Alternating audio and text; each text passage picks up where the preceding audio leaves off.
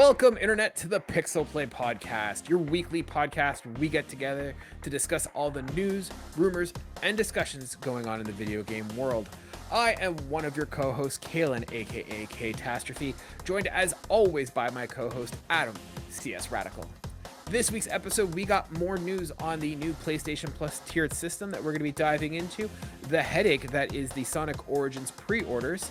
We're going to be talking about some of Nintendo's best and worst selling games of all time. And as always, we're coming to you with another round of trophy stumpers. Is this going to be another W for Adam or a giant L? Stick around and find out in this week's episode. If you like that and you want to hear more, you can find us wherever you get your podcast by searching for PixelPlaypodcast.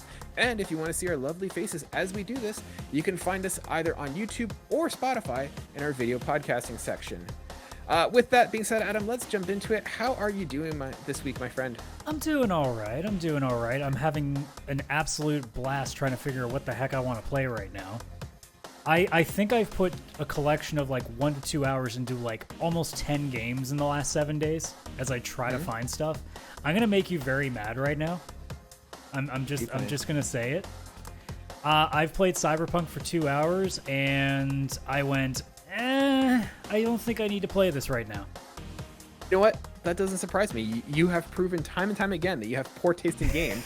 So it doesn't surprise me that you don't want to play. I mean, it also could just be something like the game controls like ass to me. So no, there's always that problem.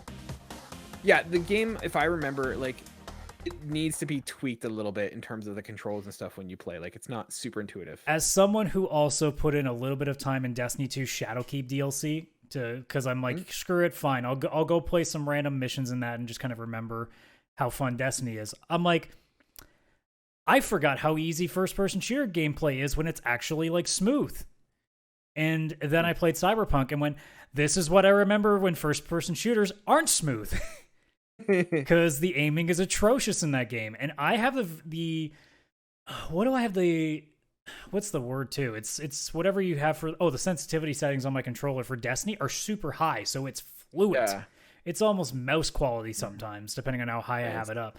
And then I'm playing Cyberpunk, and I have it on maybe 30, and it's way too fast to get anything done. And I'm like, no, I don't think this is me. I think this is the game being like, our aiming is ass. So, yeah, I don't know. Like, the early story is okay. The world is kind of cool, but, like, again, it's kind of hard to like something right off the bat when you're spending most of the time standing behind a wall because you're like, wow, I can't shoot anything because they move way too fast for my reticle to deal with. And then on top of that, I'm playing on easy and I still feel like 2 shots is draining most of my health. What the hell is this? It does get better. I'd advise sticking with it and adjusting. I can't remember if I played it on... I think I might have played it on easy. I can't remember. I mean, don't get me wrong. I did enjoy screwing over the corp right off the bat because I did go corpo and I could screw the Militech company right off the bat in that first opening mission. So I was happy with that. Oh, you went corpo, eh? Of course I did. Oh, I'm so excited to do my corpo run. I'm just looking here on Game Pass because I'm assuming that's where you're getting most of your games right now. Mm-hmm. I'm just going through. Did you play the Halo games? I have not tried Halo yet because I haven't been a big Halo fan since like the original Xbox days. I've had a real love-hate relationship. I love original Halo, and then I played 3, didn't like it. I played 4, I didn't really like it. I played 5, I really didn't like 5. So Infinite I have installed for whenever I'm like saying, you know what, screw it, I'll try Halo again and see how I feel about it. But like I haven't had any inkling for a while because I think a lot of it that I liked about it was mostly in the like system link, like old LAN parties we used to have, like me and a bunch of friends. Whereas, like, sure, playing 1 and 2 is pretty good on the single player, but I don't think I looked at it nearly the same as, say, like a Mass Effect or even like early Call of Duty single player campaigns. So, yeah, the other ones I'm kind of looking at, like, there's the other big Microsoft exclusives like Forza, Sea of Thieves, like those don't pop out to you. Well, I own Forza. That one I just kind of do at my own leisure. It's not really a game that I could play a bunch of in one sitting. It's more of like I'd pop in, play a couple of races, be done with it.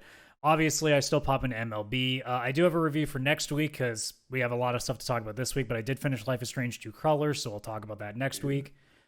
What else have I messed with? I tried that Turnip Boy commits tax evasion, which is actually it's a really fun game, but again, like after an hour I went, okay, I'm good. I don't actually need to finish this game, but damn, is it funny.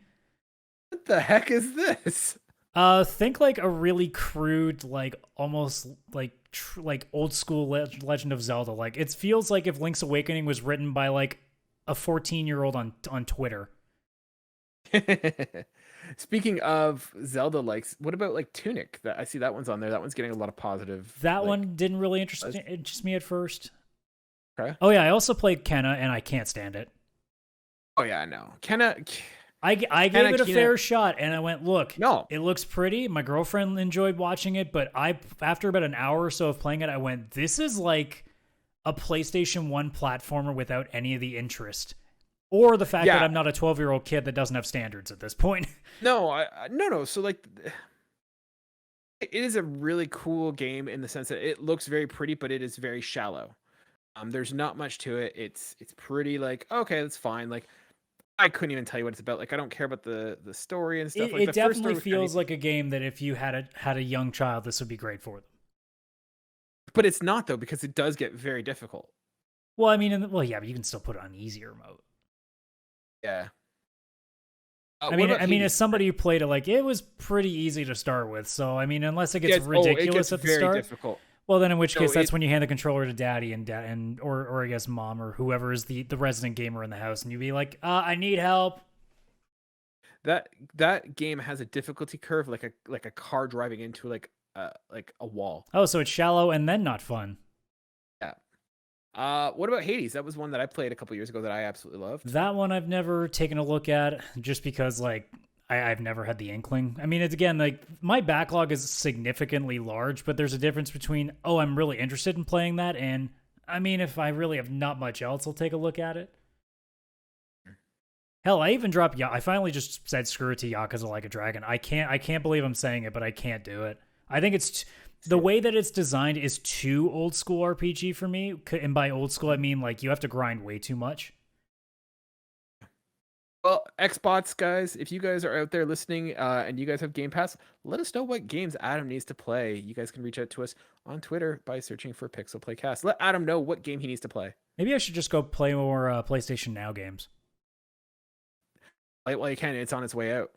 Well, I mean, it's going to turn to premium. I got a year of Now, so I guess I'm going to be getting a premium tier for a little while anyway. I mean, we'll see how much I use it, but it'd be kind of interesting to get in there before it dies. Speaking of PlayStation Premium, let's actually dive in. There has been a swath of news that has come out in the last, I'd say, 48 hours? So let's just jump into it. First, for our Canadian listeners, if you guys are American, just tune out for 2 seconds while we talk about maple syrup. Sorry. Canadian pricing has come out, so what it's going to look like for your standard essential PlayStation Plus price is going to be $12 a month, $30 for 3 months, or $70 for 12 months. So I think that's right in line with what you guys are currently paying. If you're going for a little extra, 1 month is going to be $18, 3 months is going to be $50, and 12 months is going to be $115. If you are going for the big boy, the premium, it's going to cost you $22 a month. It's going to cost you $60 for 3 months or $140 for a year. And it's going to be launching June 13th. That's not the only news that we got coming out of this. We also got confirmation that there is going to be an option for you to upgrade your PlayStation Plus. So this is coming from One More Game, written by Chris Garcia. They write, as part of an official email from Sony informing users about upcoming changes to PlayStation Plus, which is targeted a May 23rd launch date in Asia, except Japan, some details were repeated for clarity, such as automatic migration of your current subscription to its equivalent for the new tiers. They go out to kind of say, once migrated, your current subscription period, whether stacked for a number of years or not, will simply run its course under the new tiers. Fees will not increase and payment date will not change unless the subscriber themselves make the changes. Standard stuff, no action required. But the email then goes on to say, you can easily upgrade to a higher benefits plan at any time. To do so, you need to pay the difference between your current plan and your new plan, adjusted for the remaining time of your subscription. That's from the one end. Let's go now into one of the bigger pieces of news. PlayStation Plus Premium might offer 2-hour demos of upcoming PlayStation games. This is coming from Games Radar, written by Ali Jones. They write, according to a report from game developer, Sony has begun communicating with developers about its plan for timed game trials for PlayStation Plus premium subscribers. Developers working on any game that costs upwards of $34 will be required to create one-time limited trials of their games, which must be at least 2 hours long. Developers will reportedly have 3 months from the launch of the game to release the trial, which will be available to PlayStation Premium subscribers for at least 12 months. The update is said to have come via the developer portal, but may not have been rolled out to all users at this time. So, Adam, lots of news coming out about the new PlayStation Plus tiers. Let's kind of start with the biggest news there, the game demos. How important do you think game demos are? Do you think that's enough to sell the subscriptions? And what do you think the reaction is going to be from developers for this? Well, we mentioned this way back when we were talking about the tiers initially, right? When we were discussing specifically the demos themselves, where I said it makes perfect sense putting it in the premium tier from a business aspect, because you're now making people have to pay to be able to potentially play something they're never going to buy. So that makes perfect sense. And if you're looking into buying the premium tier, it's no longer just retro. It's okay, if I'm really unsure about something, really unsure, I pay $10 more for this month and this month only potentially, and I can try this game and potentially play a bunch of old games if I want to get any other use out of it. And I can at least tell myself, okay, I put 2 hours into this thing. I have a pretty good sense of what I want. Like let's say it's Stray, for example. That's probably like the immediate game I can think of that's not tied to a series that you've probably already gotten to play at this point. It's not like, if I put in Ragnarok, why are you playing Ragnarok in a 2-hour trial when you probably already know if you're going to want to play it or not at this point? It would be kind of strange otherwise. But let's say it's Stray. You are looking at that game being like, okay, I love cats, but I don't know if this game's going to be what I want. You pop into that thing for 2 hours, you're going to know whether or not this is now worth all your time, whether it's worth some of your time, whether it's worth none of your time. So you'll know, like, within that 2 hours, hey, I may have paid $10 right now, but instead I know not to pay $80, or I'll save myself maybe half of that going forward, because I think it's okay and I might want to finish it, but I'm not in a rush to right now. So fine, I'll wait till it's maybe half off. I'll come back with it with fresh eyes. Maybe I can finish it then. So I think in both aspects it works. I think from a business side, you now can hide it behind a tier where not nearly as many people will use it. So if let's say a new IP ends up being a bit of a stinker, which would be a shock actually, because Sony's done a pretty good job with anything new IP recently, at the very least, not nearly as many people will know right away that it's bad, unless like there's this massive campaign out in the social media aspect, or even in gaming journalists, where they say, hey, this game's trash, don't buy it, in which case they probably still will, because that's what EA Sports games are. But hey, I'm not here to take shots, or maybe I am. On the other side, like if you're a gamer, you're looking at this thinking, okay, worst case scenario, I spent $10 extra this month. That, what am I going to do? Cancel my Netflix subscription? Everybody seems to be doing that right now. It's not going to be that hard to make up. So if all you're doing is trying a couple of games and knowing, okay, I can cross this off my list, and holy crap, this game's awesome, screw it, I need this now, instead of buying it thinking you might need it and then turning out it's bad and there's $80 that you lost, unless you try to sell it back and make most of it back, but it doesn't always work that way. Otherwise, from the developer standpoint, I don't know. It really depends on what that means, in that Sony's trying to get like developers to do it. Like, is that a forcing to do? Is that a walking up to, like, I'm assuming it's just their first party studios. I can't imagine they're going up to Capcom and being like, hey, you need to put a demo up for this, because then Capcom could be like, fuck off, actually. So it's coming from, like I said, it's coming from a game developer, and it's communicating with developers its plan of time original PlayStation Plus timed game trials. Developers working on any game that costs upwards of $34 will be required to create a limited time trial. Now, granted, this is just one news article, so it could be just a wording situation, but there is no distinguisher that is just first-party titles. Well, that wouldn't be a surprise, because Sony seems to have a bit of a track record with not understanding how the English language works and making sure they actually say things clearly. So, you know, that's not really that surprising, but I can't imagine if you're going to throw that every company that's got a $34+ game is going to suddenly be like, yeah, sure, I'll spend our resources to make a 2-hour point. I kept saying, like, what's the problem with just saying, okay, here's the game file from the game, and it cuts off at 2 hours. I'm still trying to sit there and feel like what's hard about as soon as you hit start, as soon as it has its first activation, what's so hard about coding it in that thing suddenly loses everything in 2 hours? The situation is that, like, there might be some kind of concern with companies in that if they have their whole game file somewhere, they're giving it out and it's now on someone's hard drive. When we get to a situation that if and when PlayStation 5 gets hacked, there's a situation that now people have these game files that they can then, make it easier for piracy. You know what I'm saying? I suppose so, but again, like, we're now suddenly in an era where, like, I'm trying not to cry poor for like bigger developers, but it's more taxing to the work staff because everybody thinks that a demo is as simple as just, oh, you cut a portion of the game out and that's it. No, it's not that. Like, everybody acts like a demo was literally just taking a section and that's it.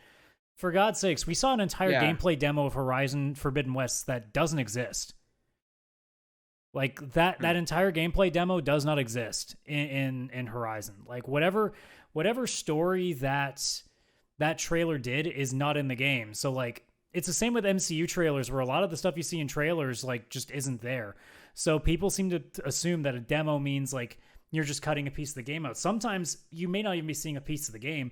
And, it's not as simple, too, as just cutting a level out and putting a level in as a demo. It sometimes comes down to, like, you're building a specific, like, portion of the game and making sure that it, like, has a cliffhanger, so after you finish the demo, like, it gives you something to go for. Like, there's a lot more work behind it than just slice, ship. Yeah, it's not like a movie where you just cut a scene out and that's it. It is a lot harder because you have to have code to make it work. I'm not a programmer by any stretch of the imagination, but, like, it does take more than just, hey, here's a full game. We're cut at 2 hours. Go play it. The other problem that you have is that you have to curate what the players actually see, because typically the most exciting parts, the parts that are going to sell someone on a game, is quite literally later in the game where there's, mechanics that you've learned. But, like, think of something like Horizon Forbidden West. Like, it has a decent, like, couple hour, like, getting you familiar with the gameplay before it actually lets you loose to start actually getting the experience that you want and that they want to deliver. So you have to find a way to kind of say, hey, here's a snippet that represents our game, but also isn't overwhelming and familiarizes you with all the key components before you go out there. Mm-hmm. So there is going to be some work. This is going to cause a lot of work on the development side.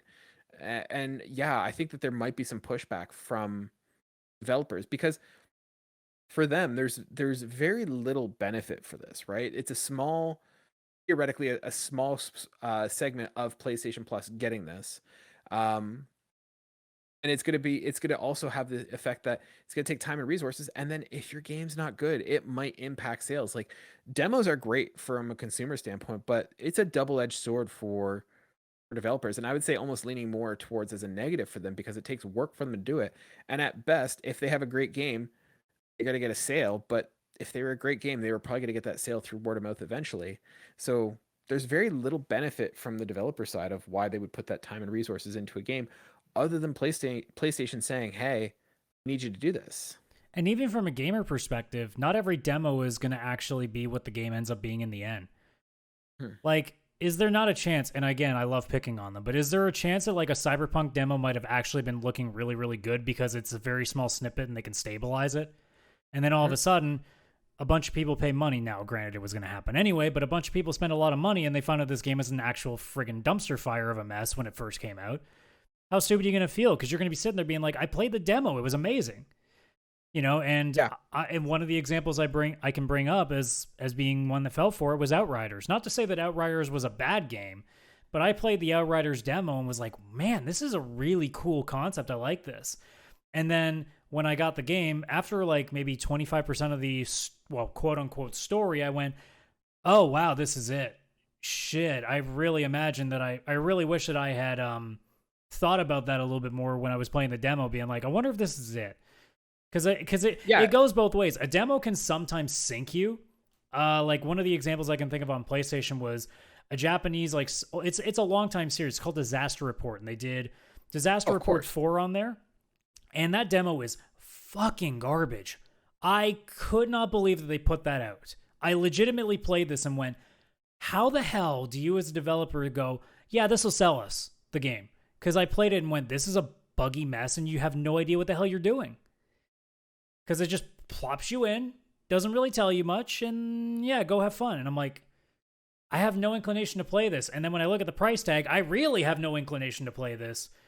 And then sometimes it can go the flip side where you end up playing something and it's so good and then you buy it and it turns out it's not what you thought it was. So I think from both sides, it goes both ways, see right? The demo, what you're talking about with the Outriders, it kind of it's kind of like a sushi dinner, right? Like an all-you-can-eat sushi dinner. You have those first few pieces of sushi and you're like, man, this is amazing. This is delicious. After your like 30th roll or 30th like piece of sushi, you're like, oh God, like this is way too much and I'm done, right? A demo can take a game that is going to be way too drawn out and like kind of boring, kind of like we talked about with Kina, where it's like, hey, for 30 minutes this is fun, but after doing this for 10 hours it doesn't hold up. And that's something that could be kind of not like misleading, but it's kind of not a good representation for the player. So I don't know. I'm happy to see demos come in. It's something that I think I'm going to leverage, but like I could see why there would be some pushback on this. And it just makes me wonder if you're going to start seeing games either one sit right below that $34 price point, or if it's going to kind of help push people towards Microsoft, where Microsoft is like, they don't need a demo, just put it on Game Pass and they can play it from the beginning. It'll be interesting to see what this does, putting this extra strain on the developers. I mean, as a gamer, I don't care, because if it means I have more demos, that's good for me. And if it also means a couple of games don't go $40, they go 30 because they don't want to deal with the problem, that's extra bonus for me too. And then from the business side, hey, that's for the guys with all the money to worry about, not me. Exactly. So overall, talking about price, talking about the upgrading, the one thing that we kind of talked about a little bit is the classic games. What do you think of this pricing, this value? I know we talked about it last week, so I don't want to trudge too much into it, but now that we're getting a little bit more information, where do you stand on this? I mean, again, it's going to come down to what the library actually is, because I mean, we know like a rough number wise, but I mean, until we actually see, like, I want to see a physical list of games. Other than that, like, it really depends. Like I said before, both on this show, on Cartridges and Quarters as well, I want to see not just the hits. I don't want it to be like 95%, here's all our PlayStation mainstays, and then 5% like Square titles, because that's what a lot of that generation was. I want to see some stuff that would actually surprise people that be on there. Like, I'd love to see, like, I can't remember even what the number is that we're supposed to, I think it's like 300 something we're supposed to see between 340 additional games. Yeah, like PS1, PS2, PSP. Mm-hmm. So like, I'd love to see like a good like 10 to 20 400 catalog games of PS4 and PS5 on the extra, plus the 340 additional games from PS3 downwards. Okay, so PS3 as well. Well, I've seen a lot. Like, I imagine in that case, most of what's going to be in that tier is going to be what's on PS Now as it stands, because a lot of that is PS3. So if I was to guess, wow, I'd be even surprised if like half of the library is non PS3. I think honestly, they're probably going to stick us with like 70% PS3 games to start, because based on what they did with PS2 on PS4, they didn't do a lot, and I imagine PS1 and PSP isn't going to be that far behind it. So it would really take something pretty staggering number-wise for me to go, oh, well, that's interesting. And I don't expect that personally, just because Sony hasn't had a track record of showing them doing well with the retro stuff. Like, it seems like their focus has always been on the here and now with our present lineup, whereas anything they've done retro-wise has usually been not that interesting. PS Now obviously has not been that great. Anything they did with PS2 has not been that great since PS4. I mean, they did okay back in the PS3 days. Like, they did fine for PS1 classics. That was okay, but like, it wasn't groundbreaking. So in order to catch up to even when Nintendo does, as much as I make fun of Nintendo, at least Nintendo puts out their key stuff on Virtual Console.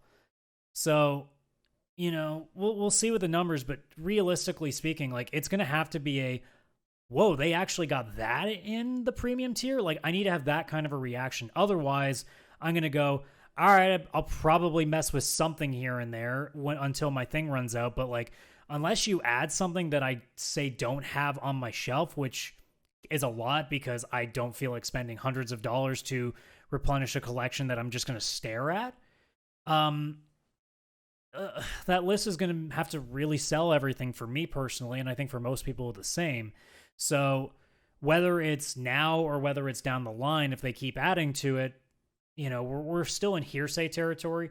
I just hope that they don't just go like as bare bonesy, like basic, like the most obvious stuff for the entirety, because then otherwise we're going to sit here and be like, okay, it's cool that all these are here, but like, we own all those, or we've already played these 1,000 times, or they've been remastered, or they've been re-released all in all these different ways.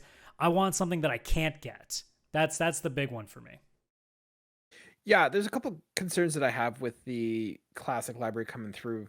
I mean, not so much with PlayStation 3, but if we look at the classic stuff like PSP, PS2, PS1, like there's an issue that comes up of like, what do these games look like in terms of quality, right? Are they getting like up-resed? Are they getting HD remasters? Because like I doubt that with the catalog of 340 games that Sony's going to spend the time and the money to up-res all of them, make them play smoothly. Like I think they're going to kind of be at best emulations, just like, here you go have fun. But like, is that enough to drive people to pay the $140 Canadian? I know it's cheaper in the US.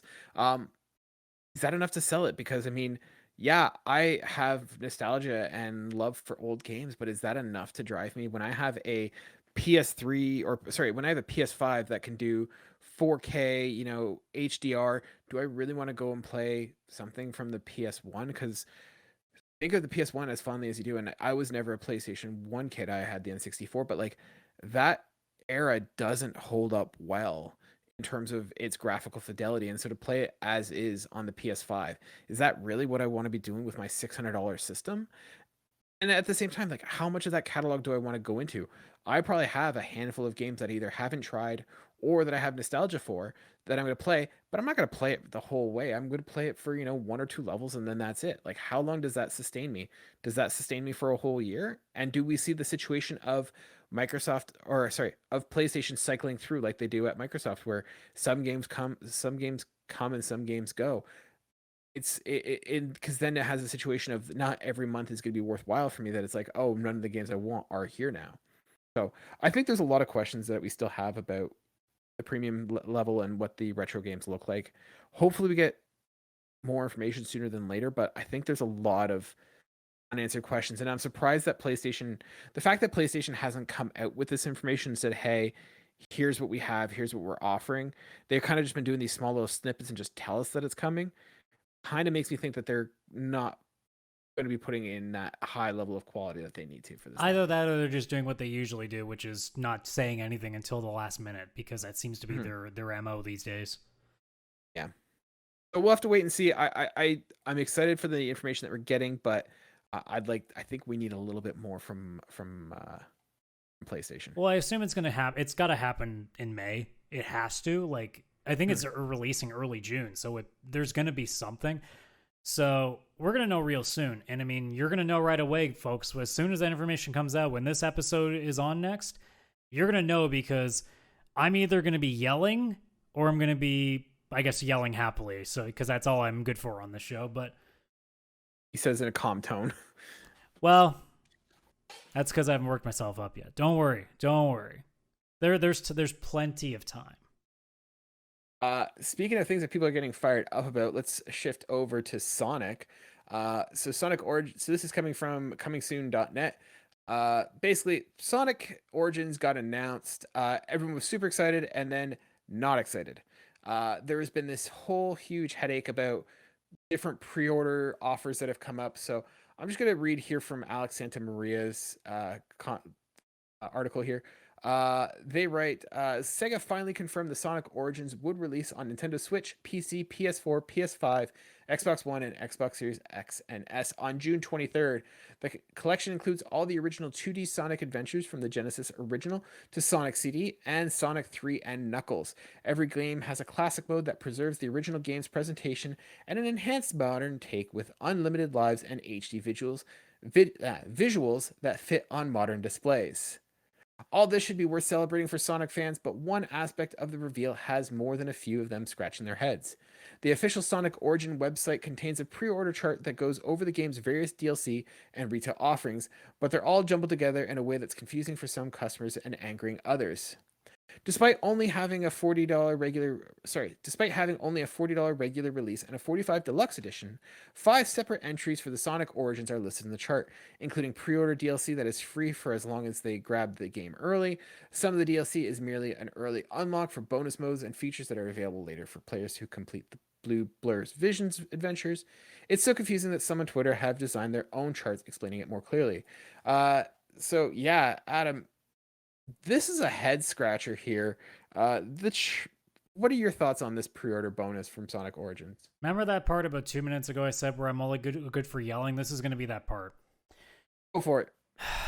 Sega, I said this on the Cartridge and Quarters episode. Did you go into a time machine and come back out in 2012 when this was a thing that used to happen all the time? Like, did anybody read these charts and lament about the days of Best Buy exclusive content and GameStop exclusive content? And if you pre-ordered this game, you would get this bonus. But if you pre-ordered this edition, you would get this bonus instead. Or if you buy the deluxe edition, you can get a completely different set of content and you still have to spend another $20 if you want everything. I don't understand how Sega thought not only would it be a good idea to deluxe edition a game that is already $40 for emulated Sega Genesis games. I know there's a little bit of remaster touch to it, and it does look nice, but $40 is already a pill that's not that good to swallow. And then you go, but hey, for $5 more, you can get hard mode, which I don't know how the hell that's going to look like in a Sonic game, by the way, mirror mode, and things like animations in the main menu. That's the thing that stands out to me. There's literally DLC for animations in the main menu. You have to pay for the classic music pack too. Yeah. The digital deluxe edition does not include the letterbox, but it does include the hard missions. It does not include the mirror mode unlock, which is only available through the Start Dash pack. Yeah, thank God I can pre-order a game so I can get a letterbox on my screen. Mm-hmm. Or you can purchase the premium fun pack, but you cannot get it with the standard edition. The classic music pack only comes with that or the digital deluxe, but the digital deluxe does not include the 100 bonus coins, which only is available through the Start Dash pack. This is a mess, and you're totally right. This isn't the only game that had it, but to any sort of publisher out there, if you need to make a graph to explain your pre-order bonus or your different editions, you've screwed up. This is ridiculous, and it's kind of disgusting. The fact that it's broken up so much. Classic music pack, why does that need to be sold as a separate thing? It's a remaster of an old game. Why is the original music? They even said there's a classic option, so that would, in theory, mean the old music would be in there, right? Yeah, I think back to things remember the Deus Ex pre-order bonus fiasco that was. I was gonna say there was a lot of pre-order fiascos back in those days. So you have to be a little more specific. What was the content? So it was one of those things they did this rewards pack based on pre-order system. If certain pre-orders got hit, certain levels got hit, it would unlock these packs, but not it was like the whole mobile game thing where if enough people or if enough people download it, that increases the reward or something. Exactly, right? And then you could choose what augment your pre-order keep it simple, guys. It should not be complicated. I am all for different editions. I am a huge fan. I've had backgrounds here. I've shown Adam. I am that sucker for those premium collector's editions, but don't make it complicated and don't make me choose between content, right? Like I don't want to have if I'm paying for a premium experience, I should not lose out. I should not miss out on things from other options, right? If I'm buying, the Horizon Forbidden West pack, I know that I am going to get the stuff in the previous one. Like I am going to get the one below. That makes sense. And the sense that I can choose how much I want to spend. But I shouldn't be trying to pick and choose like, oh, I want a little bit of A and a little bit of B, but I don't want C. But if I have to buy C in order to get D. But if I get D, then I also am redundant with A. Like it's dumb.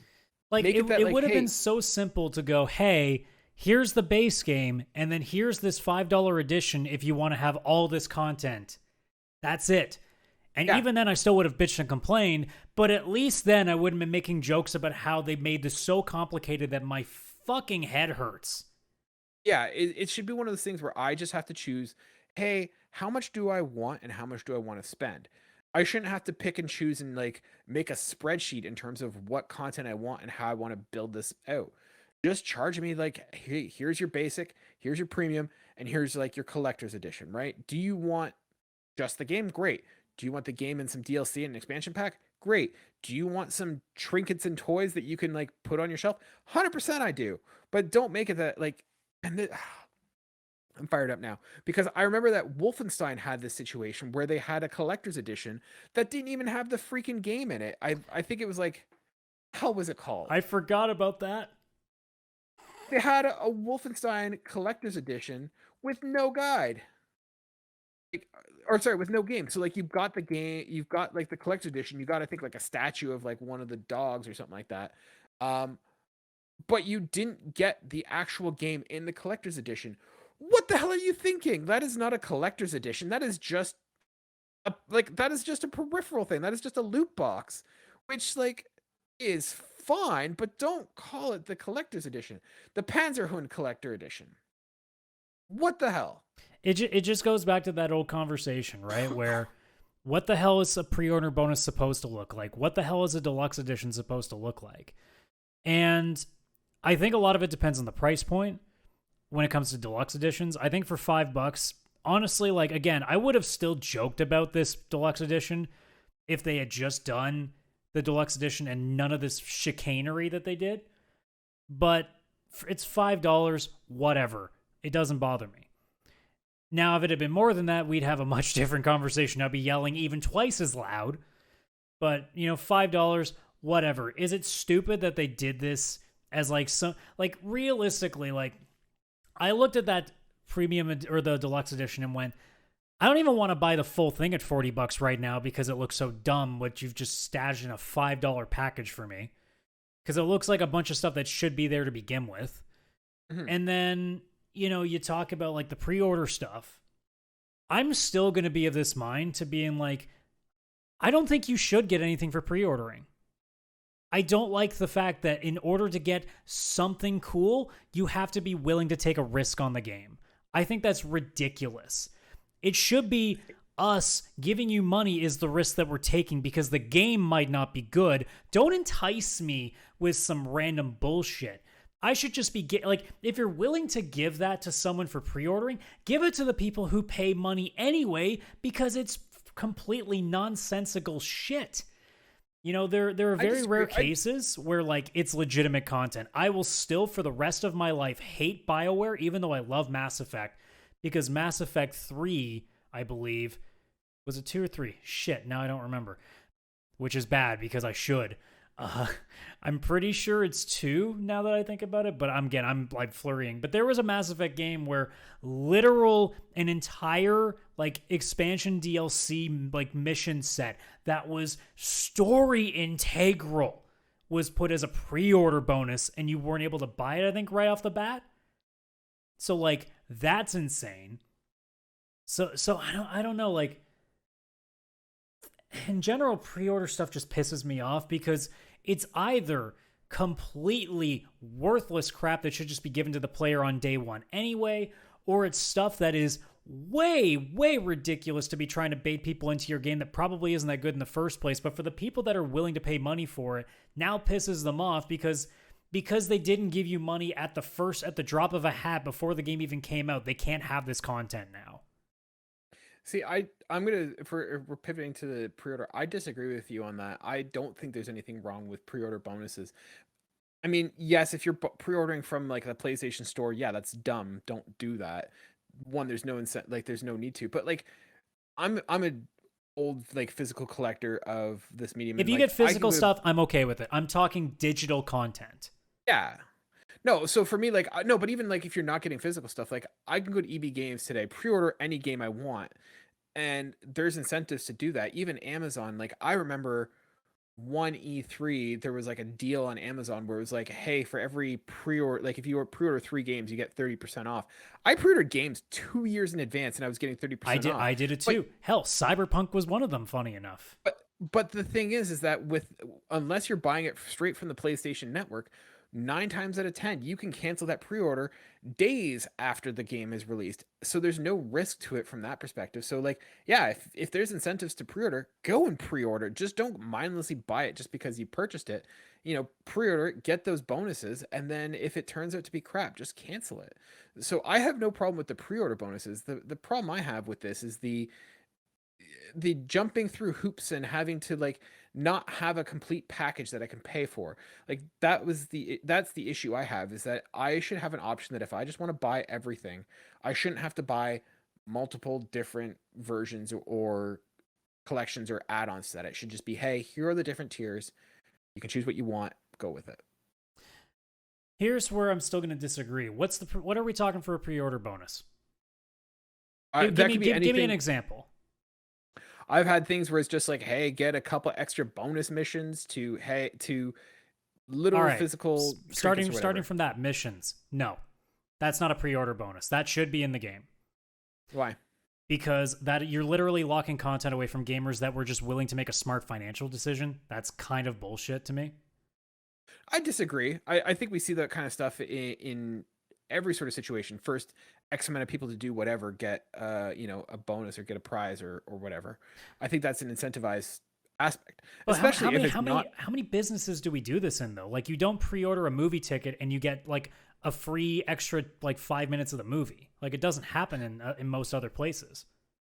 No, I mean you got situations where it's like, first 50 people to come get something, or first 50 people get a discount. But they're physical things usually. Like you go to if you're the first like 10,000 people at a Jays game, sometimes you can get a bobblehead kind of deal, right? Yeah. But you're going there for the thing anyway, so you're fine. But like the idea of a pre-order incentive to me is not, hey, thanks for giving us money, here's a bonus. It's more like, hey, we really want your money now, but here's a way for us to do it. I don't like that. I personally don't think that is a good practice, because I feel like that's just capitalizing on people's like fear of missing out, which is something in the games industry that I think is so unbelievably exploitative and constantly exploited. And I think a lot of people, in particular, like the very rampant online communities that we have that are just constantly like acting like if they don't do something for 5 minutes, like they're going to lose everything. It's like, guys, like stop. As somebody playing MLB The Show, the fact that, again, I'm going to keep bringing this conversation up, but like the fact that so many people pay so much money for DLC because they're afraid, they won't get this one card. It's like, this is ridiculous. In the same way that like, I shouldn't have to pre-order a game in order to get these couple of missions, whether or not they have anything to do with storytelling. I don't really even care, because that's still content that I don't get to have. For example, Soul Calibur 5 locked one of my favorite characters, Tira, as a pre-order bonus. So I couldn't play her unless I pre-ordered, but I didn't want to pre-order a fighting game because I don't play fighting games a lot. Why would I pay $80 for a game I'm not going to touch? But now if I want to play my favorite character, now I definitely have to spend money, because now no matter when I get this game, even though I get it for free, I got to spend like the stupid price that they charge for these things. And that's the problem too. I don't think I'd care nearly as much if DLC was priced fairly, but they aren't, because I don't think that like a single character in a fighting game or a mission or even a skin for that matter, although the skins are I don't care nearly as much about because it's not transformative. But like the fact that so many things are tied behind like $5 price points is ridiculous. And it makes it that much more frustrating when it gets locked. Like you see all the time too, especially back in the 2012 days, going back to why Sonic has been giving me like these flashbacks. There used to be fighting games all the time that would literally have content on the disc that's locked unless you buy DLC down the road.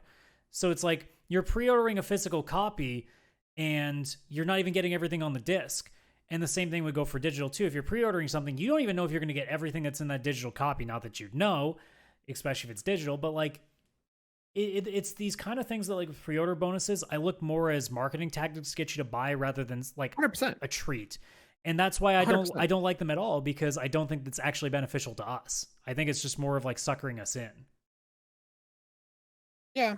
I mean, I totally get the argument. Like I said, from the fact that and this is once again advocating for why I prefer physical over digital, I don't see it as there's any risk for me to pre-order. I understand why that would be a concern for someone who is into digital, but for someone who's physical, it doesn't matter to me. I don't like, it is definitely a ploy for marketing and for not even just marketing perspective, but just forecasting as well. It allows companies to kind of know what the demand is going to be like for their game. There has to be a whole bunch of back end reasons as to why pre-ordering is important for the company, other than just, hey, we want to sell that game. So I get why they do it, and I think that totally makes sense. I think for me, it's yeah. I see why the arguments are there. I don't necessarily have the vehement hatred for pre-ordering as other people do, just because of the scenario that I am in. I don't think digital pre-ordering makes any sense. But yeah, but also oftentimes I also find that the bonuses and the collectibles that they offer don't typically matter. Like, I am far less concerned about I am less concerned about those pre-order bonuses. I'm just more into like the different, like the fact that it's so confusing on how to do it. Like, keep it simple. I mean, it doesn't bother me nearly as much because it's not as bad as it used to be. I'm still kind of like lamentive of the older days when it used to be really bad. It's not Hmm. remotely the same to what it used to be. I think a lot of the time now, pre-order bonuses tend to be like skins and like maybe an extra weapon that isn't really that amazing. It's just more of like something fun. So like most of the time it doesn't bother me now, but I still look at it as you're giving some, like, a segmented part of the population all this free stuff, and if I buy a copy on day 1, I don't get to have it. My thing is, like, I could understand like maybe putting like a time period on, like, digital would be easy. I guess it wouldn't be nearly as easy in stores because you'd have to suddenly have like these little like flyers you'd have to start passing out to people because you can't just put it in every single copy that gets shipped out, unless you're literally putting these codes in copies in the first run that gets shipped out, so it's guaranteed to be like the first few sales. Hmm. But like I just don't like the idea that the only way to get some content sometimes is to actually buy a game before you even know what it's going to be.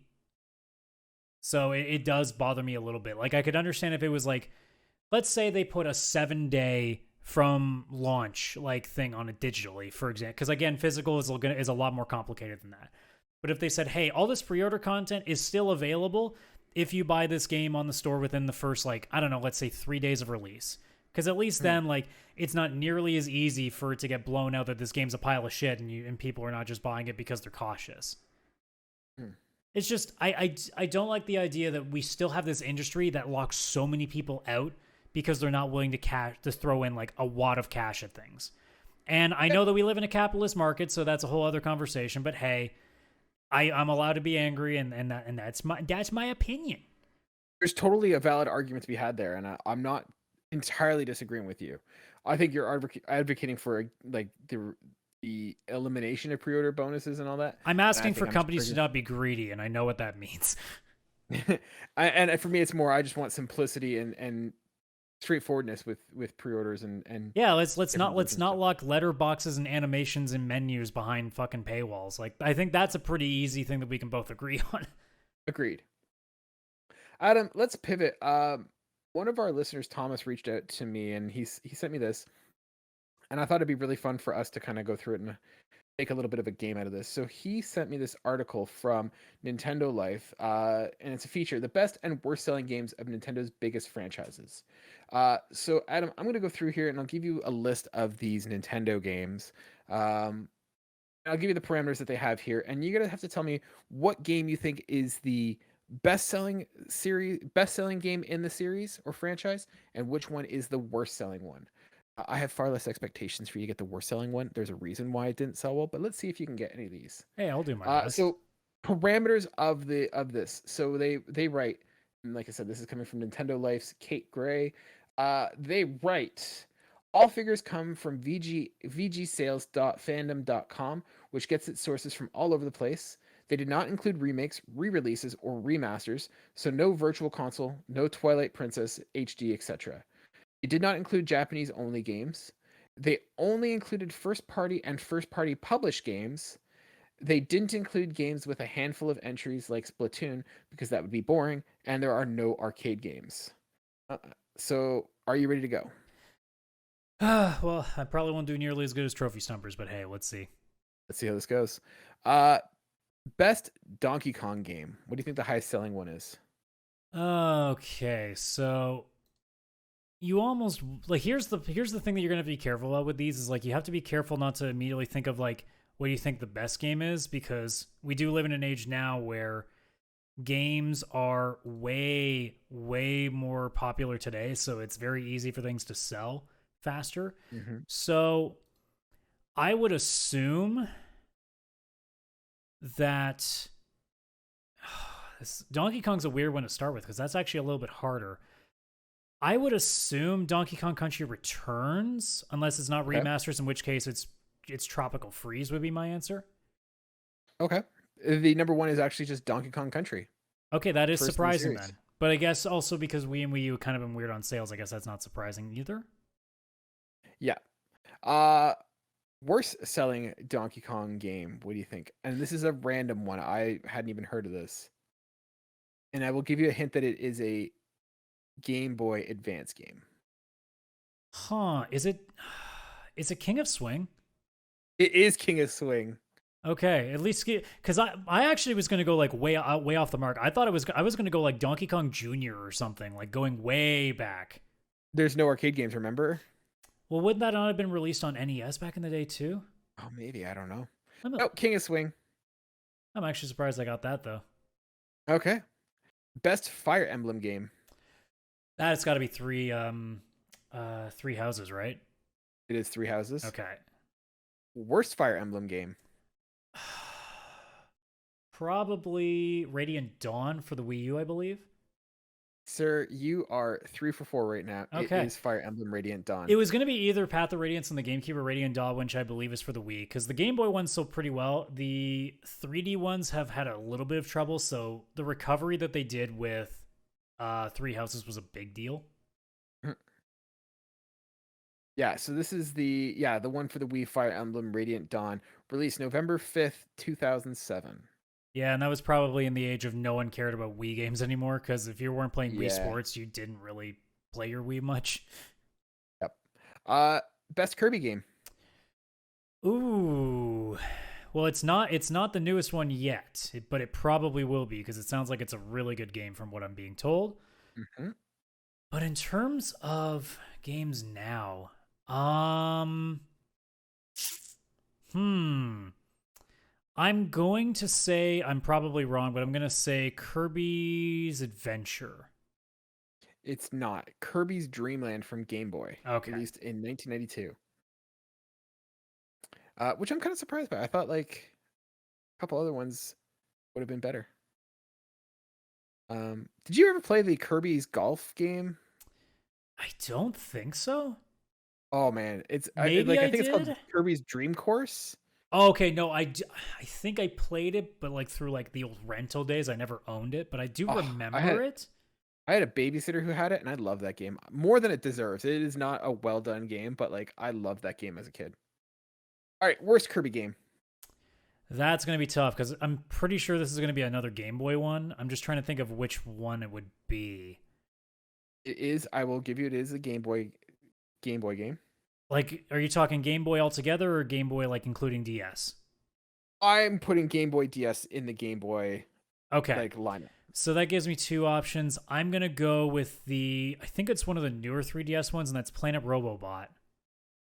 It is not. Kirby Battle Royale.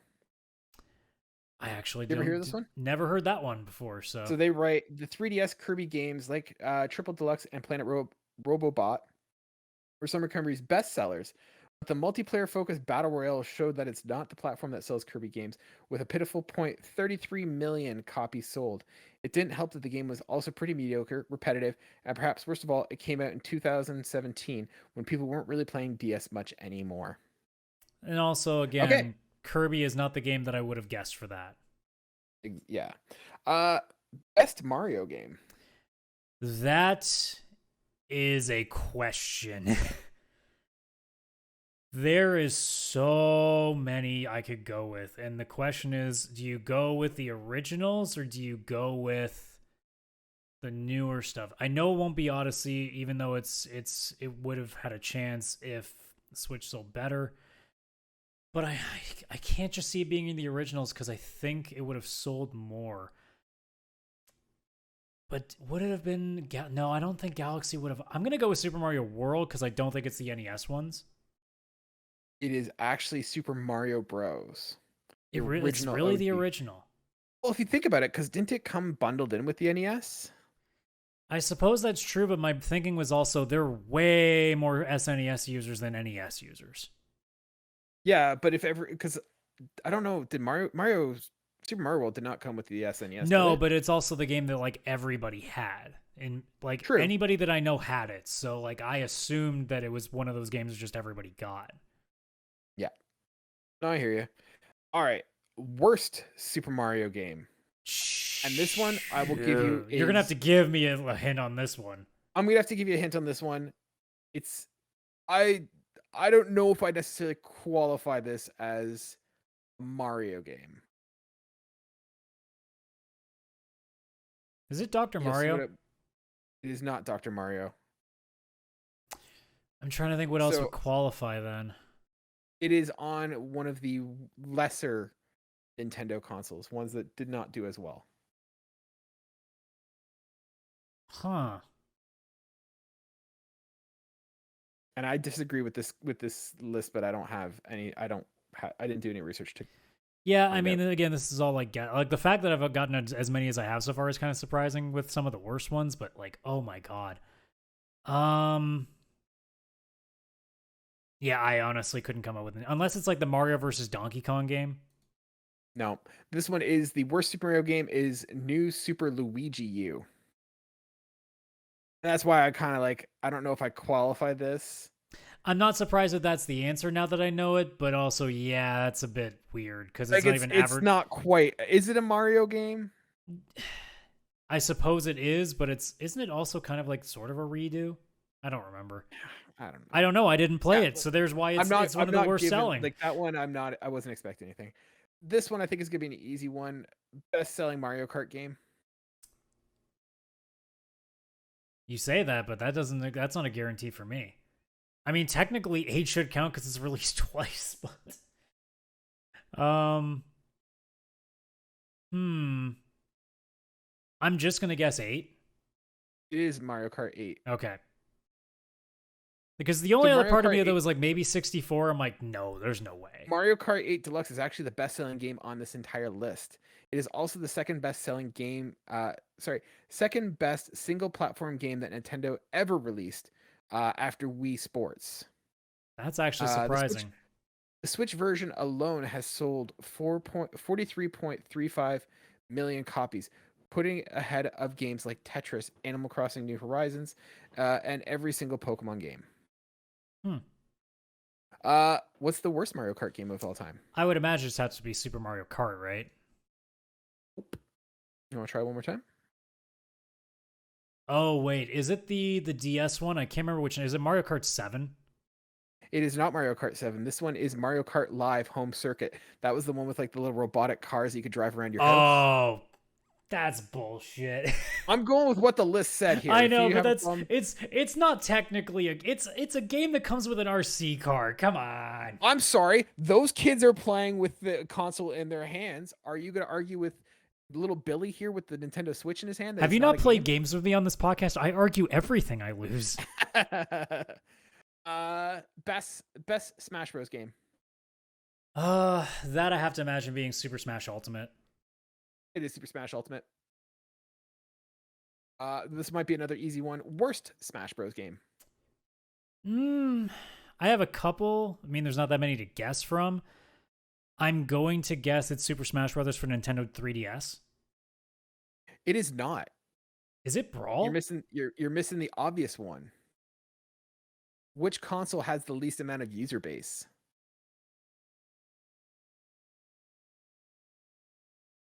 I don't. What, the Wii U Super one? Smash Bros. For Wii U. Oh, right.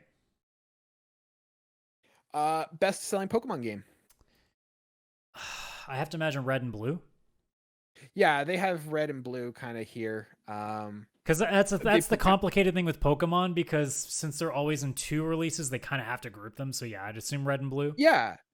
Also, what the heck is with this? So they have here, so they actually listed as red, green, and blue. When the hell was there a green one? Because I think at one point, green was shouldn't it be red, blue, and yellow? I don't know where. Okay, right, that was the first gen games. All right, let me see. Pokemon Green. What are you coming up as? Maybe because that was what it was in Japan. Maybe. That might make sense. That's the only thing that would make sense to me. Okay. What do you think is the worst selling Pokemon game? That's hard. Because I have to assume it's counting its GameCube games, which is kind of where my brain's going. Because I don't think there's not an easy answer with the handheld, so I think I have to go like way off the board here.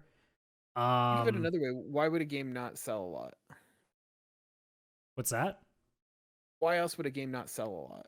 Well, because it has nothing probably to do with the main Pokemon series. Okay. So unless you're going to pull a fast one on me and say it's Pokemon Pinball. That game is so good. No, which one are you going with, Pokemon Pinball? Well, you already knowed me, so I guess I have to change my answer. I'm going to just go, what was it? Hey You Pikachu. I'm going to go way off the board here. It was not Hey You Pikachu. The worst selling Pokemon game is Pokemon Legends. Is it Arceus? Oh, the new one? Okay, I suppose that makes sense too. But I figured that would have sold better than something, but again, we're also looking at numbers that we can't see, so. Yeah. So this one they're saying I was on a good roll and now I can't get anything right. Arceus has only been out a few months at the time of writing, so its 6.5 million copies sold is by no means unimpressive, but it still puts it at the bottom of the list of Pokemon games, not counting one-off additional games like Crystal, Emerald, Platinum, that is. Otherwise, I would have gone with, like, say, Pokemon Coliseum or Pokemon XD Gale of Darkness or whatever it was, like the GameCube ones. Pokemon Stadium, I remember that one. I wish that they had done something more like Gale of Darkness with some of these Pokemon games. I guess Legends Arceus is kind of leaning back in that direction, but like they try, like all they would do is just make the same thing, copy and paste. Gale of Darkness actually was a lot more different and a lot more unique in that aspect. So I wish they do more with that. But then again, I'm honestly like long out of Pokemon. I haven't been deep into Pokemon since Ruby Sapphire. So yeah, best Zelda game. I'm just gonna have to say Ocarina of Time. You are not doing well right now. Breath of the Wild. See, because again, like it's so hard to discern, like, okay, legendary games that everybody bought versus, like, I've tried to use my strategy of the newer games must be better because there's more of an audience, and then it doesn't work. So then I go back to the old faithful, and it doesn't work. So I'm flipping coins here, and it's failing. Million copies sold as time of writing. Well, I suppose it makes sense. It's like one of 7 games you can play on the Switch. Exactly. Worst Zelda game of all time. It has to be. I shouldn't say it. Wait. I was about to say 2 Adventure of Link, and I'm like, no. It's probably Spirit Tracks, isn't it? It is not Spirit Tracks. Damn it. But once again, this is like kind of a cop-out, but it's in that series. Freshly picked Tingle's Rosy Rupee Land. Oh, fuck that.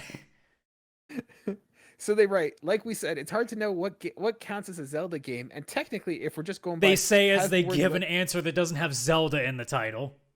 Has the words Legend and Zelda in the title, and it... Sorry. Hard to tell what counts as a Zelda game, and technically, if we're just going by has the words Legend and Zelda in the title and isn't a remake, then the worst-selling game is the Triforce Heroes. But that's boring predictable, so instead, we're going to go with Tingle Rosie Rupee Land, which sold just. They said it was predictable. I still 234 didn't million. guess it, so who cares? Yeah. All right. Next one. Best Star Fox game. How many do you got? I'm just gonna say Star Fox 64. It is Star Fox 64. Worst selling Star Fox game. I would imagine the newest one that I can't think of the title of. It's not Star Fox Adventures of the GameCube. It's whatever like the recent one was, and I just can't for the life of me think of the name of it because it was bad. And you gave me a console? That would have been the Wii U one. I'll give you that. Star Fox Zero, which was on the Wii U. I'll give you that one. You needed it. Best Metroid game. Super Metroid? It is not. It is actually Metroid Prime. Oh, really? Actually, I was about to say, like, crap, really? Is the new Metroid already outsold? So as Metroid Prime on the GameCube is the best seller, although Metroid Dread is very, very close behind. However, with only 2.84 million copies sold, it's a testament to how niche Metroid games actually are. The best-selling Metroid game is only twice as popular as the worst-selling Mario Kart game. All right, worst Metroid game. Here's the problem. There's a lot of Metroid games that you've never heard of before. I also just want to go with Other M because it was such a bad game, but I'm pretty sure enough people bought it that it was another M. I'm going to go with a game that I didn't realize was a thing until like not too long ago. Metroid Prime Federation Force. It is Federation Force, sir. And it's so bad. Best Wario game. Wario? Yeah. I'm trying to think what Wario games there were. Yeah, you know what? The Wario ones are a hard one. I'll give you these ones. Well, Wario no, Land, can I guess anyway? Yeah, go for it. Is it WarioWare DIY? It is not. It is Wario Land Super Mario Land 3. Oh, really? That's actually surprising. Worst game. WarioWare Smooth Move. WarioWare Smooth Moves. It is not. It is the Game and Wario from the Wii U era. I was honestly going to guess that, and I said no. I don't know if that would qualify. When in doubt, bet on the Wii U. Yeah, it's true. Best Animal Crossing game? I would imagine New Horizons. It's New Horizons. Which would mean the original, or which would mean probably the DS one would be the one that's the least selling. It is not. Is it actually the original? Nope. Wait, is there more than 3? Am I forgetting one? What is it? Think about it. I'm not thinking that hard about it. I don't actually play Animal Crossing. It's the one for the Wii U, which is Amiibo Festival. So I actually don't even know what that is. I've never heard of that one. Did anyone actually play Amiibo Festival? It's not a huge surprise that it only sold 0.49 million copies after all. Yeah, so no one knew that it existed. After all, it required 2 players to own both a Wii U and at least 1 Amiibo, aside from the 2 Amiibo and 3 cards it came with, which is a bit of a tall order. It's a Mario Party style board game, and it's apparently rubbish. Maybe worth it for the Amiibo, though? I legitimately, I was deep into E3 and all this stuff for the longest time. I don't remember a lick of that. And I used to go to GameStop every week forever and check to see if there were new things all around, and I don't recall ever seeing that thing. Well, thank you, Thomas, for sending that in to us. That was a lot of fun. If you guys want to send in fun little things like that for us to do on the show, feel free to do so. You guys can email us at pixelplaypodcast@gmail.com. Let me know. Message me in the Discords, Twitter, wherever. We're happy to kind of do these fun activities. I'm sure you thought it was fun. You got to see me lose for once, as I say, as hey, I'm probably about to lose this trophy. You're more than welcome to throw challenges down to me, too. You're more than welcome to throw challenges No. I have enough fun doing that for Chris on Cartridge and Quarters. I torture him way too much on that show. It is fun. And here's the thing. You've been torturing me with the same, trying to torture me with the same game for how many episodes now? I give him a brand new game every week, so he's never has any sense. I finally, just because I didn't have time to prepare anything, I went with the same game for the second time, and we've been doing 5 episodes now? I know I make it look easy, Adam, but it's not. It takes some. Oh no, it's easy because I don't have to be the one to guess. All right. Speaking of guessing, let's jump into the last segment of the show, Trophy Stumpers. This is where I come to Adam with 10 trophies from one game, trophy or achievement, and he has to guess which game it is. Did we settle on that you had one guess or two guesses? I forget what we did last time. Screw it. Give me one guess of the. Or actually, no. I think we did like a halfway guess, and then I think that's what we so did. we'll do at 5 and we'll do at 10. So, all right. I'll make it work. You'll get 2 points if you guess at 5. You'll get 1 point if you guess at 10. Mm-hmm. All right. So, Adam, with that being said, let's begin. Trophy number 1. Heart of Darkness. Heart of Darkness? Heart of Darkness. Okay. Number 2. Digital Exorcist. Okay. Number 3. Agent. Well, that's broad. Okay. Number 4. Incineration Specialist. Okay. And number 5. Fade Away.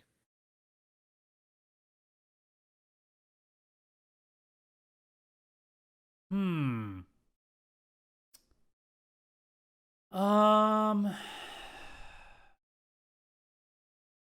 don't even know if this has achievements, so I'm going to go off the board, even though I know I'm wrong. I'm going to go with, like, Alpha Protocol. It is not Alpha Protocol.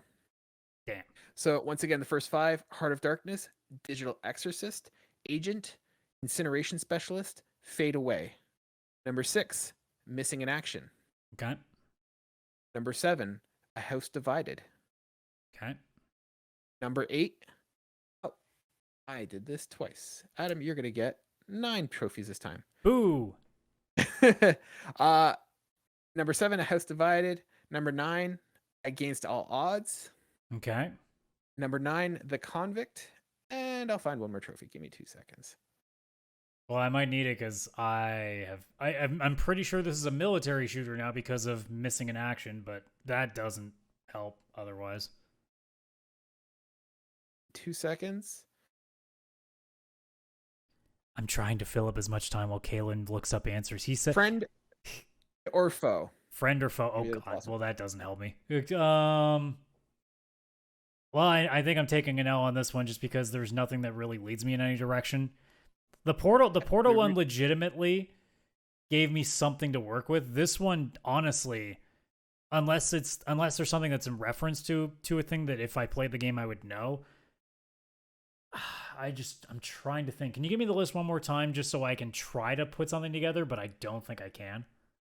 Of course. Heart of Darkness, Digital Exorcist, Agent, Incineration Specialist, Fade Away, Friend or Foe, A House Divided, Missing in Action, Against All Odds, and The Convict.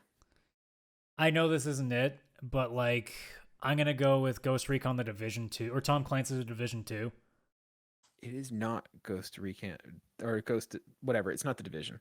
Yeah, I have no idea. That one is extremely vague. I chose very hard trophies because I selected Mass Effect 2. Because Adam said, I will get Mass Effect no matter what you put on. I'm the biggest fan. I'm going to do it. And then I'm like, and you just talked so much game. And I was like, nope, let's put him down. So it is Mass Effect 2, ladies and gentlemen.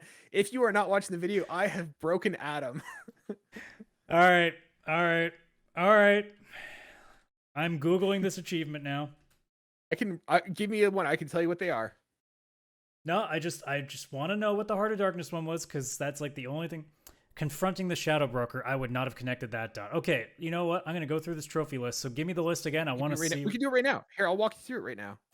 So I'll give you the list. So Digital Exorcist? No, I'm mad now because now that you've given me the game, the Convict makes so much sense. That's Jack's achievement. Son of a bitch. Digital Exorcist successfully shut down the Rogue 6 in Project Overlord. I think the agent's pretty self-explanatory. Complete 5 missions discovered by scanning unexplored worlds. Want me to keep going? No. Are you sure? No, keep going. I don't. No, I'm mad. You don't like the salt in the wound? Nope. Shut up.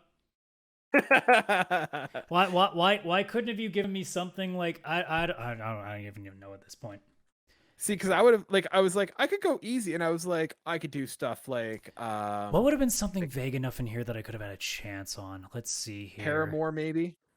I'm trying to look through because most of the ones that would have gotten me like any sort of a hint would have been even suicide. I don't even know if suicide mission honestly would have done it. Even though suicide mission is a pretty integral part of Mass Effect 2, I'm now reading this achievement for the first time in years, and I don't remember half of these achievements. Yeah. And you know what? As long as you avoided, because Agent was, Agent would have had any fucking clue. The only, honestly, straight up, like the only one that might have helped me would have been Warp Specialist, because that's like, incineration is a very broad term for playing, whereas Warp is a very specific type of power in maybe Mass Colony Effect. Defense would have given it to you. Obviously, like Which one? Quarian would have given it to you. Colony Defense? Not necessarily. You'd be surprised. Yeah. But like most of the ones I'm reading, I actually will say this, I'm not actually that upset now because most of the achievements in Mass Effect 2 are actually really vague. No, I know. The other ones were like very elusive. Maybe would have like you would have probably maybe thought like the elusive man or something like that. No, because that would have probably put me more in like a Splinter Cell direction, honestly. Like literally the only ones that I can read here, like I'm not trying to talk myself out of like not failing a Mass Effect thing because I should have known it. Because the convict is definitely one that if I'd thought about it, I should have gotten. But because I was so desperate on military shooter, I didn't go that far. But like legit, I'm not kidding. The only ones like aside from DLC are like the ones that are character based, like the Justicar, the Quarian, the Archangel. Like those would have been things that maybe would have tipped me. But like everything else, Battlemaster, The Cure, Cats in the Cradle, Ghost Ship, like they're all things that contextually makes sense, but like in a vacuum, with the wrong set of achievements next to it, that was an easy one to stray me off. I'm not even that upset anymore. I totally on purpose. Like I'm slightly annoyed, but I'm nowhere near as upset now that I'm reading. You talked a big game, sir. You talked a lot of shit that I had to come with, like. Yeah, I said you're probably going to throw Mass Effect 2 at me. Little did I know that I should have read the Mass Effect 2 achievement list ahead of time to know how vague the trophies actually are. Because I'm thinking, like, okay, they'll have a cheesy one in there somewhere. I think you said last week too, you're going to pick Mass Effect 2 next week. And I'm like, I am going to pick Mass Effect 2 next week. God damn it. Yeah, you were talking a big game, talking a lot of shit. So I'm like, oh, I'm definitely not going to have, I'm going to have to like go full out on this one. So yeah, definitely a harder one. And yeah. All right, well, we'll join us next week when we do Mass Effect 3 and I get double pissed. Or Persona 5, or you know what? I should stop saying games out loud because he's going to literally do that in that order for the next time, and I'm going to forget because I 100% forgot I mentioned this Mass Effect 2 thing last week. See, the problem I have is that I don't know Persona at all. Like, at least I know Mass Effect that I could be like, oh yeah, I know that makes sense. I could give away some aspect of Persona 5 that gives away like the entire story, not even knowing what the hell it is. Well, let me quickly pop into Persona 5 and see if there are any ones that are like... I mean, as long as you avoid things like... Actually, never mind. Yeah, you know what? Never mind. I probably catch these. Fair enough. Ladies and gentlemen, if you want to throw a trophy stumper list to us, feel free to do so. Once again, send it to us at pixelplaypodcast@gmail.com or on Twitter, pixelplaycast. I'm happy to read it on here and see if you can stump Adam. No, like I quit. Just did. I retire. I'm done. I'm mad. Retiring on an L? I'm mad. All right, ladies and gentlemen, that's going to be it for us this week. Thank you so much for joining us. We are continuing to work our way to 100 subscribers. If you made it this far in the podcast, hey, leave a like, leave a subscribe. We really appreciate it. It helps us out. Let your friends and family know about the podcast as well. Hey, they might get a kick out of it. Some of us think of us as charming. My mom thinks I'm awesome. So yeah, she might too. So send it over to them. See if they want to listen to us. And yes, we will see you guys next week. Bye for now.